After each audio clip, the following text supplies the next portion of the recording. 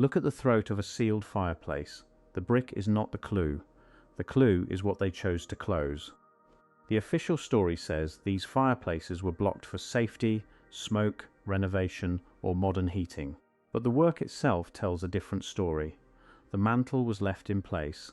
The stone face was preserved. The chimney still rose through the wall. Only the passage was closed. That is not demolition. That is interruption. And when a fireplace is interrupted this precisely, the target is not the decoration. The target is the channel.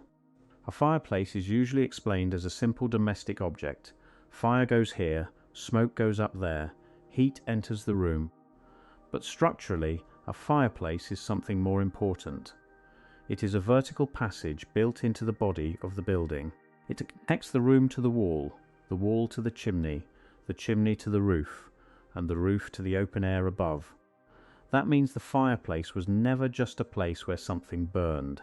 It was a controlled opening, a throat, a chamber, a vertical path, and in old buildings, vertical paths mattered. Air moves through them, pressure moves through them, sound moves through them, vibration moves through them. When that path is sealed, the building changes, not visually, functionally. The room may look the same. The mantle may still appear decorative. The chimney may still stand outside, but the internal passage has been broken. That is the first real clue. They did not erase the fireplaces. They disabled the passage behind them.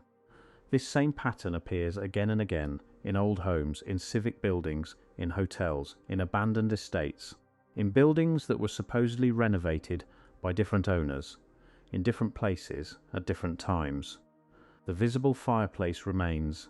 The opening is blocked, the flue is capped, the chimney is preserved, the face survives. The throat is closed.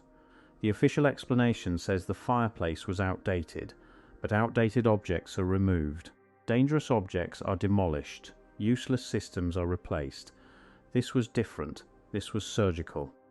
The part people could see was left behind. The part that connected the room to the vertical shaft was sealed. That means the old builders, or the people who came after them, understood exactly which part had to be stopped. Not the stone, not the mantle, not the ornament, the channel. This is why sealed fireplaces should not be treated as simple decoration. A sealed fireplace is a record of a decision. Someone looked at the structure and chose not to remove it. They chose to close it. That decision creates a pattern, and the pattern is more important than the object. One closed fireplace means nothing. 10 closed fireplaces can be explained as fashion, but a repeated sequence across old buildings points to a system. Openings blocked, flues capped, chimneys left standing, rooms renamed as modernized. The sequence is the evidence. The official story focuses on fire, but the construction focuses on passage. That is the mismatch. If the only problem was fire, the hearth could be abandoned. If the only problem was smoke, the chimney could be repaired or demolished. If the only problem was heating, the fireplace could be removed from the room entirely. But the repeated choice was not removal. It was closure. The throat was closed while the body remained. And that changes the entire meaning of the fireplace, because a closed throat does not look like a retired heater. It looks like a stopped conduit. The next clue is the chimney itself. A chimney is usually described as a smoke pipe, but in physical terms it is a tall hollow chamber, a vertical resonator, a column of air enclosed inside masonry. That kind of structure does not only carry smoke, it can carry sound, it can carry pressure, it can amplify movement inside a building. Anyone who has stood near an old chimney in heavy wind knows this. The structure can hum, it can pull, it can vibrate, it can make a room feel alive even when no fire is burning. That does not prove every fireplace was part of a hidden machine, but it proves the official explanation is too narrow.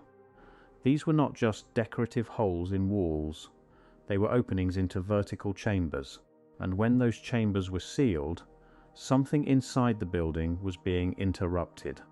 This is the point most people miss. The fireplace itself may not have been the machine.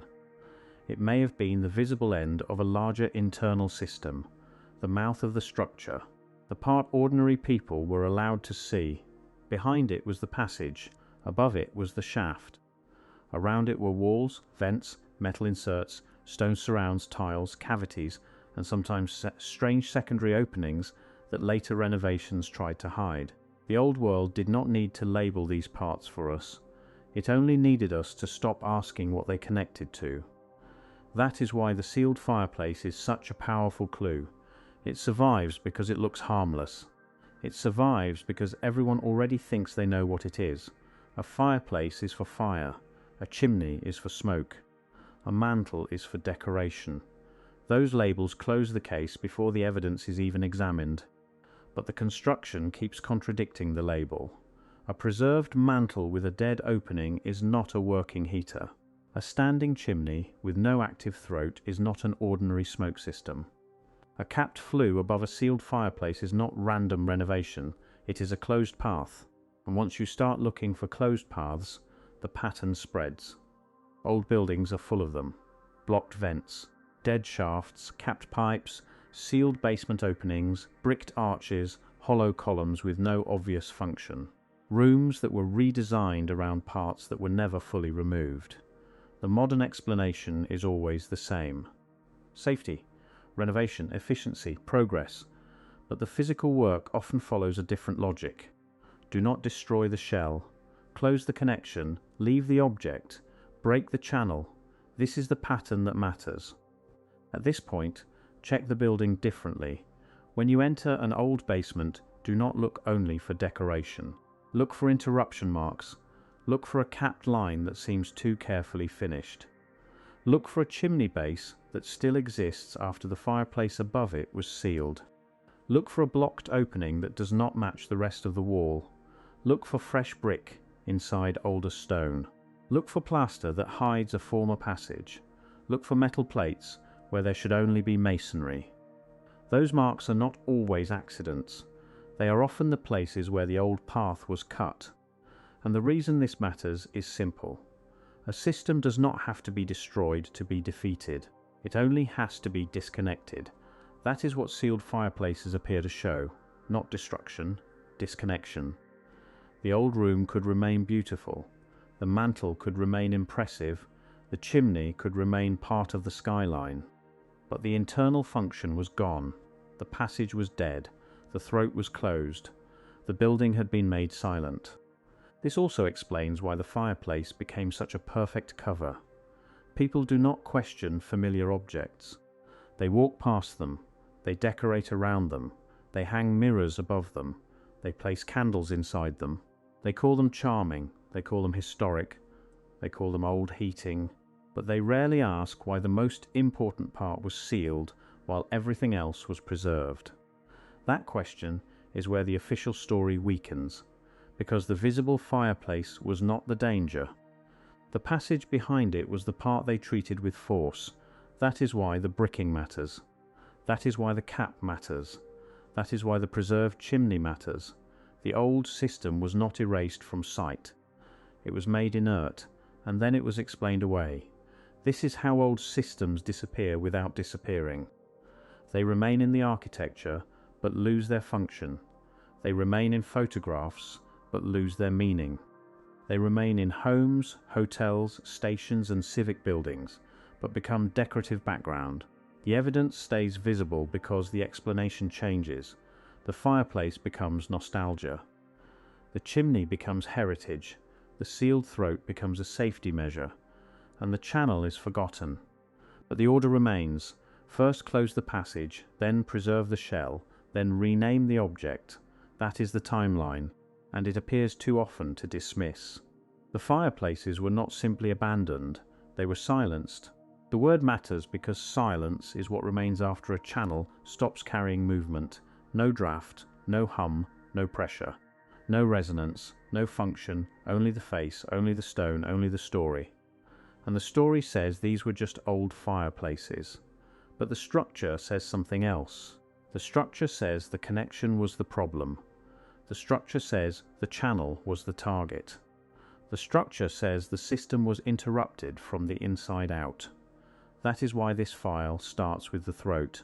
Not the fire, not the mantle, not the chimney pot on the roof, the throat, because that is where the visible room meets the hidden passage. That is where smoke would leave.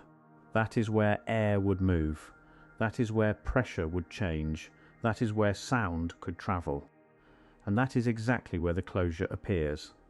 The old world left behind thousands of these closed mouths, some covered with brick, some sealed with metal, some hidden behind plaster, some disguised as decorative renovations. But the message is the same. The path was stopped, and once the path was stopped, the room changed. The building changed, the system changed, the fireplace no longer connected anything. It only reminded people of what they were told it used to be. That is the real clue hidden inside old chimneys. Not that every fireplace was secretly something else, but that the same specific part was closed again and again. The channel, the throat, the vertical passage. And if that passage mattered enough to seal, then the fireplace was never just decoration. It was part of a larger network inside the building. A network that could be interrupted without being removed. A network that could be left in plain sight as long as nobody remembered how it worked. So when you see an old sealed fireplace, do not start with the question of heat. Start with the work that was done. What was preserved? What was blocked? What was capped? What was left standing? The answer is usually clear. The face was preserved, the passage was closed, the chimney remained. That is not random. That is the signature of interruption. And if the fireplace was the throat of the old system, then another part of the building carried the next clue. Not above the room, below it, not inside the chimney, under the radiator. Because in the next file, the same pattern appears again. A visible object everyone thinks they understand. A hidden connection most people ignore. And one extra line that should not be there. The third pipe. If the fireplaces were silenced first, the radiators show where the silence went next.